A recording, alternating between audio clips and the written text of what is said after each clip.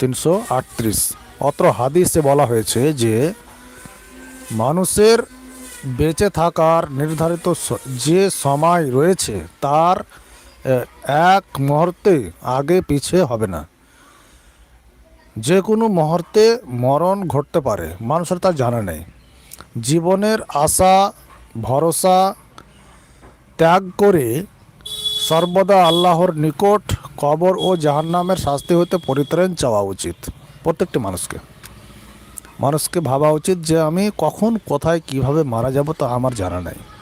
হতে পারে আমি এই মুহূর্তেই মারা যেতে পারি, তা আমার জানা নাই। তাই মানুষকে উচিত যে সব সময় আল্লাহর নিকট ক্ষমা চাওয়া, সবসময় কবরের শাস্তি থেকে পরিত্রাণ চাওয়া, সবসময় জাহান্নামের শাস্তি থেকে পরিত্রাণ চাওয়া প্রত্যেকটি মানুষকে সবসময় উচিত।